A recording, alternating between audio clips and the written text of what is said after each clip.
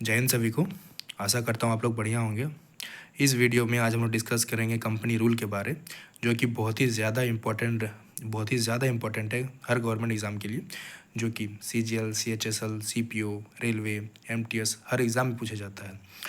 तो इस company rule के अंदर आज हम लोग रेगुलेटिंग एक्ट, चार्टर एक्ट के जितने भी है 1793, 1813, 1833 सारा डिस्कस करेंगे। और नेक्स्ट वीडियो में इसका अगला पार्ट जो कि है क्राउन रूल, वो डिस्कस करेंगे। ठीक है, ट्रस्ट मी, आप बस 5 मिनट बने रहिए, आपको सारे के सारे एक्ट याद हो जाएंगे। देखिए, तो स्टार्ट करते हैं। तो जैसा कि है पहला एक्ट रेगुलेटिंग एक्ट 1773। अगर आपसे ये पूछा जाए कि रेगुलेटिंग एक्ट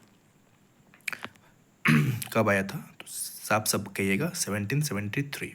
और ये कंपनी रूल का पहला एक्ट था। तो इसको लाने का क्या उद्देश्य था, इसका इंटेंशन कुछ तो होगा।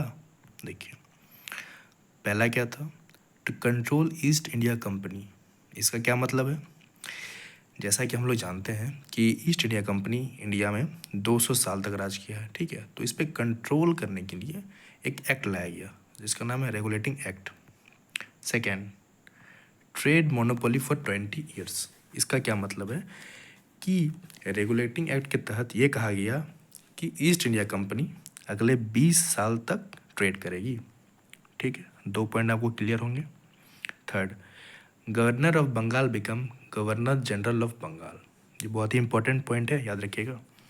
क्या इसका मतलब है, इसका मतलब ये है कि अब जो गवर्नर था उसको और ज़्यादा पावर मिल गई। अब वो क्या हो गया है, गवर्नर जनरल ऑफ बंगाल हो गया। इसके अंदर वो, उसके अंदर कोलकाता, मद्रास और बॉम्बे, ये तीनों उसके अंडर आ चुके हैं। ठीक है, वो तीनों के वो रूल करेगा। तो इसीलिए अब इसे हो गया है governor of Bengal become governor general of Bengal. ठीक है। थर्ड पॉइंट, अगर आपसे ये पूछा जाए कि first governor general of Bengal कौन थे, तो वो थे वारेन हेस्टिंग्स। देखिए, और क्या हुआ था, सुप्रीम कोर्ट। ठीक है, सुप्रीम कोर्ट का इस्टेब्लिशमेंट हुआ था कलकत्ता में।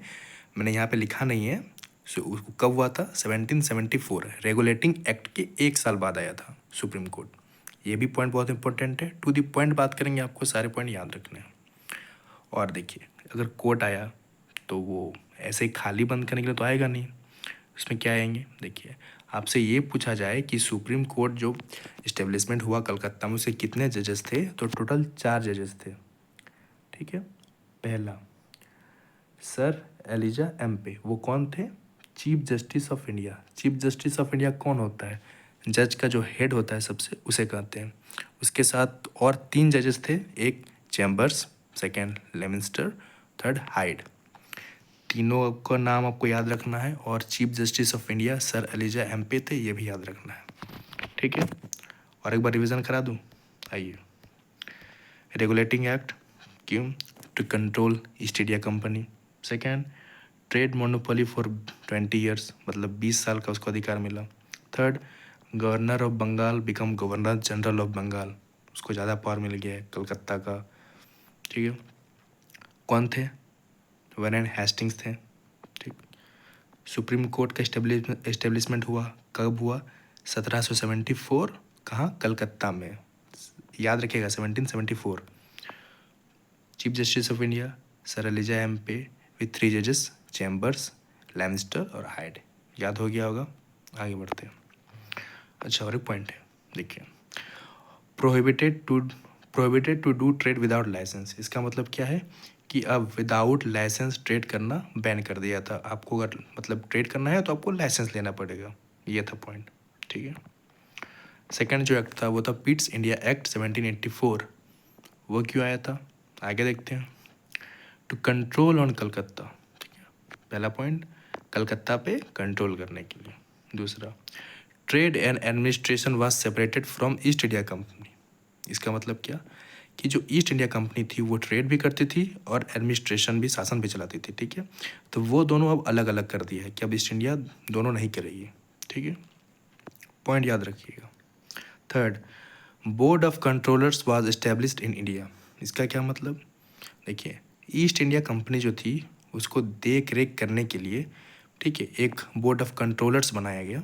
ठीक है, इंग्लैंड में। ठीक, क्यों बनाया गया? कि वो लॉ बना सके, ठीक है, इंडिया के लिए, वहाँ पे ईस्ट इंडिया कंपनी के लिए, उसको देख रेख कर सके वो क्या कर रही है क्या नहीं। ऐसा समझिए कि जो ईस्ट इंडिया कंपनी थी वो बेटा है और बोर्ड ऑफ कंट्रोलर्स उसके पापा है। वो इंग्लैंड में ही बैठे हुए ईस्ट इंडिया कंपनी को देख रही है। Fourth, executive of India and judiciary was also separated. इसका क्या मतलब है?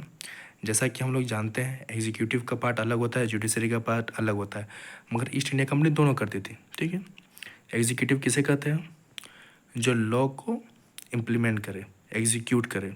ठीक है, वो किसके अंदर आता है? एग्जीक्यूटिव। और जुडिशरी तो हम लोग जाते हैं सुप्रीम कोर्ट, वो भी देख लिए कि वो सुप्रीम कोर्ट का इस्टेब्लिशमेंट हो गया। ठीक है, और एग्जीक्यूटिव और जुडिशरी दोनों अलग हो गए।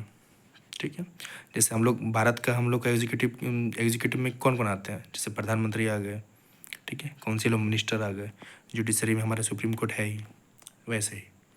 Third, charter act of 1793। ठीक है, इसमें क्या हुआ था? देखिए, trade monopoly extended for another 20 years. जैसा कि हम लोग पिछले बार देखा कि ईस्ट इंडिया कंपनी को राइट मिला कि वो 20 साल तक ट्रेड करेगी।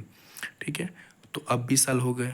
अब क्या हुआ 1793 को कि और 20 साल का बढ़ा दिए। और एक चीज़ मैं याद करने के लिए बता दूं कि जितने भी चार्टर एक्ट हैं, ठीक है, सब 20-20 साल के दौरान आए हैं। ठीक है, तो आपको याद करने में आसानी होगी।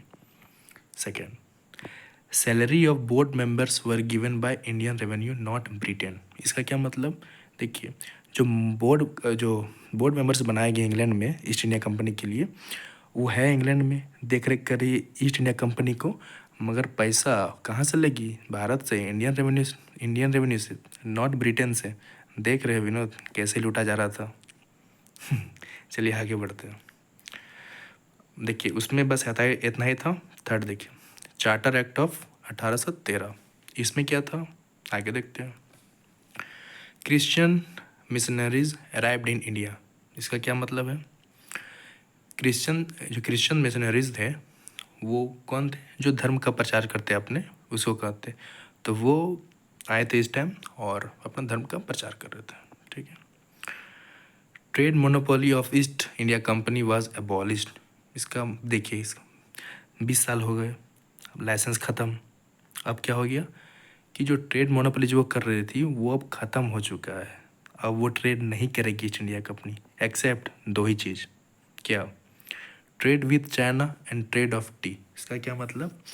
ईस्ट इंडिया कंपनी अब सिर्फ चाइना को ट्रेड करेगी और बस चाय बेचेगी।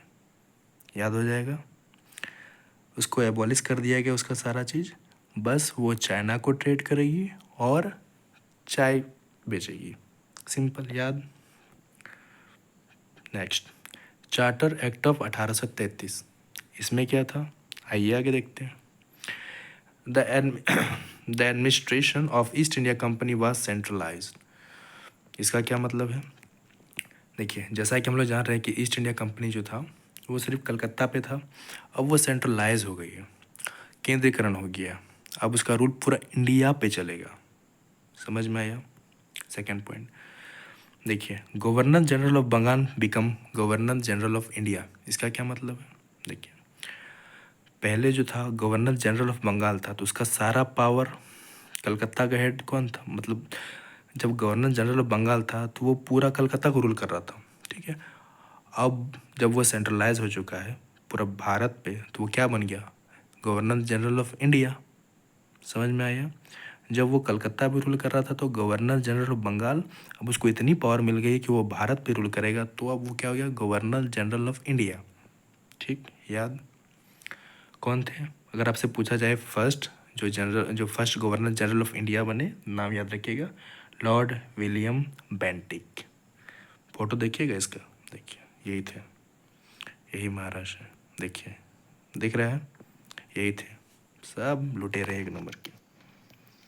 देखिए next, in 1835 English become the official language of India. ये भी पॉइंट याद रखिएगा कि 1835 में English become the official language of India. अगर आपसे ये क्वेश्चन पूछता है कि सबसे पहले ऑफिशियल चार्टर एक्ट के तहत सबसे पहला लैंग्वेज जो है, जो ऑफिशियल लैंग्वेज बना इंडिया का, वो कौन था? इंग्लिश था। क्या था? इंग्लिश। याद रखिएगा।